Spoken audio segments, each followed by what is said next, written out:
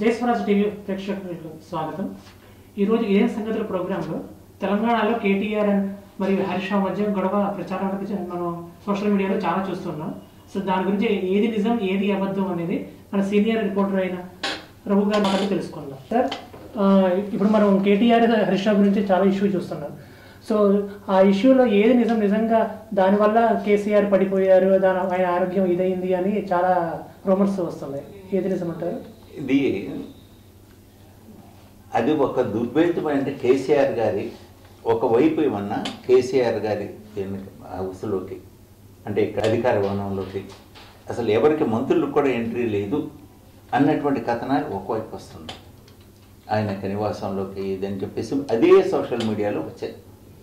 సరే, బయట వాళ్ళకి అనుమతి లేదు అనుకుందాం. సరే, ఈయన కొడుకు ఆయన ఏమన్నా మేనల్డ్ కాబట్టి హరీష్ రావుకి కేటీఆర్కి ఎంట్రీ, అసలు వాళ్ళ ఇల్లు కాబట్టి వాళ్ళు స్వేచ్ఛగా వెళ్తుంటారు అని చెప్పేసి అనుకున్నాం. అక్కడ ఏం జరిగింది అనేటువంటిది అది ఆ ఫ్యామిలీ మెంబర్స్ తప్పితే బయట వాళ్ళకి తెలియదు, తెలిసే అవకాశం కూడా లేదు.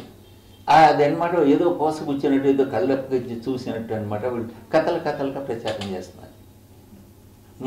అది చూసి నవ్వుకోవాలి.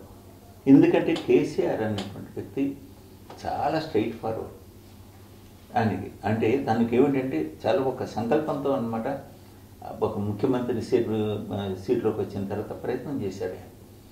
చాలా క్రమశిక్షణగా అన్నమాట పిల్లలను పెంచాడు. కరుణానిధి గారి అమ్మాయి రాజకీయాల్లోకి వచ్చింది, కేసీఆర్ గారి అమ్మాయి రాజకీయాల్లోకి వచ్చింది. కానీ అక్కడ అంటే ఒక ఆడపిల్లని ఎలా ఉన్నదో ఆ హద్దుల్లో ఉంచాడు ఆయన.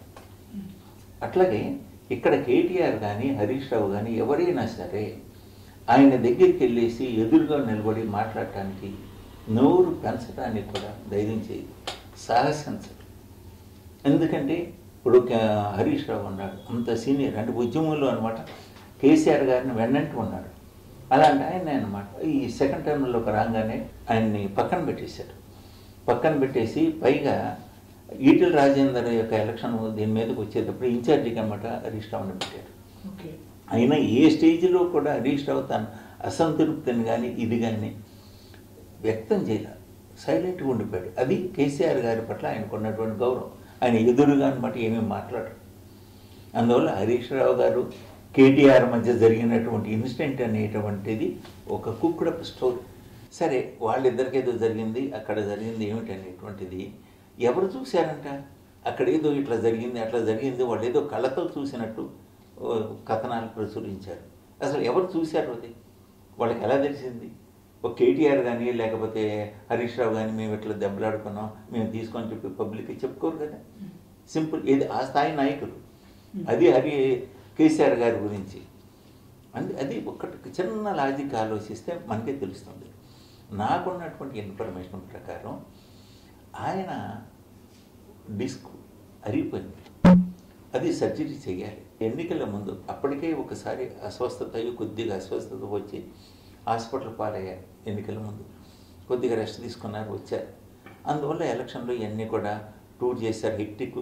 ఒకే రోజు అన్నమాట 2-3 కాన్స్టిట్యున్సీస్లో కూడా ఆయన సభల్లో పాల్గొన్నారు అని చేశారు. ఆ యొక్క బాధ ఆ యొక్క దీనికి సరే ఎలక్షన్స్ వచ్చింది, ఓడిపోయారు.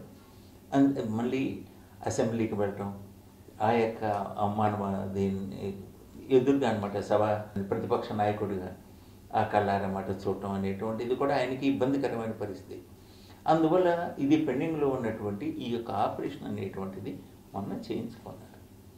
అంతకు మించి ఆయన తోయటం, ఆయన పడిపోవటం, ఆయన దెబ్బ తగలటం, లేకపోతే డిస్క్ ఇది అవ్వటం ఎక్సెట్రా అనేటువంటిది నమ్మదశక్యం కాదు. నాకున్నటువంటి ఇన్పుట్స్ ప్రకారం దట్ ఈస్ నాట్ కరెక్ట్.